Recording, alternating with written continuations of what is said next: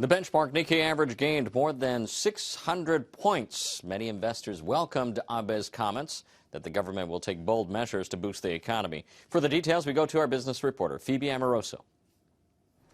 The victory of the governing coalition added to the already positive sentiment after better-than-expected U.S. jobs data.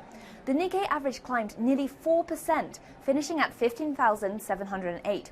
It's the sharpest one-day gain in more than 4 months. The broader topics also rose 3.8%. Investors were ready to take on risk, and we saw them go on a shopping spree for stocks, and they sold safe haven assets like the yen. Let's take a look at some individual stocks as we saw some standout performers today. Nintendo soared more than 24% to its daily limit gain. Pokemon Go, launched in the US last week, rose to the #1 free app on Apple's iTunes store. Major exporters were in demand. Both Toyota and Honda rose more than 4%. On the downside, Kyushu Electric shares plummeted more than 7%. That's after the election of a new governor in the region who campaigned for halting nuclear reactors for more security checks. So it was a very positive start to the week. But there are some key events coming up. We have the Bank of England's meeting on Thursday and China's GDP data on Friday. I'm Phoebe Amoroso reporting from the Tokyo Stock Exchange. Overall, market sentiment in the region was also bolstered by strong U.S. jobs data. Let's take a look at Hong Kong. Hang Seng Index gaining by 1.54%. Indonesia, back from week-long holiday, also rallying by almost 2%. It hit the highest since June last year. Taking a look at Australia, S&P ASX 200 Index also gaining more than 2%, 53.37 for the closing number there. Many market players were relieved after Prime Minister Malcolm Turnbull finally declared victory in the federal election. Over in China, the Shanghai Composite also gaining by 0.25% at 29.94. The first rise in 3 days. Weak prices data for June fueled hopes of economic stimulus by the government. The chairman of the Japan Business Federation says the results of the upper house election show that voters want a stable political environment to continue with Abenomics.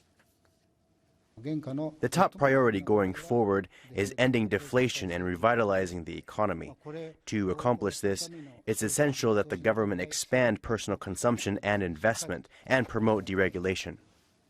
The Japan Association of Corporate Executives Chairman Yoshimitsu Kobayashi says the government should focus on fiscal health and regulatory reform and labor and other areas to create new industries.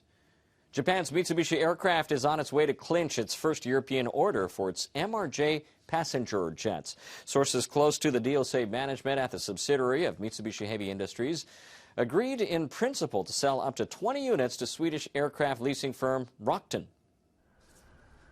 The Mitsubishi regional jet is under development as the first domestically produced passenger aircraft in half a century. Europe is an important market for small jets given the demand for short-distance flights between various cities and countries. Mitsubishi has already received orders for 427 MRJ units from Japanese, U.S., and Asian carriers.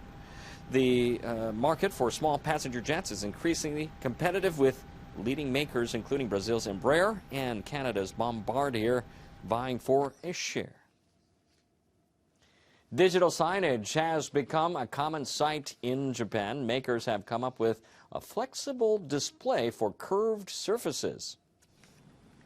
Dai Nippon Printing and LG Electronics Japan exhibited the technology which uses 24 organic electroluminescent displays.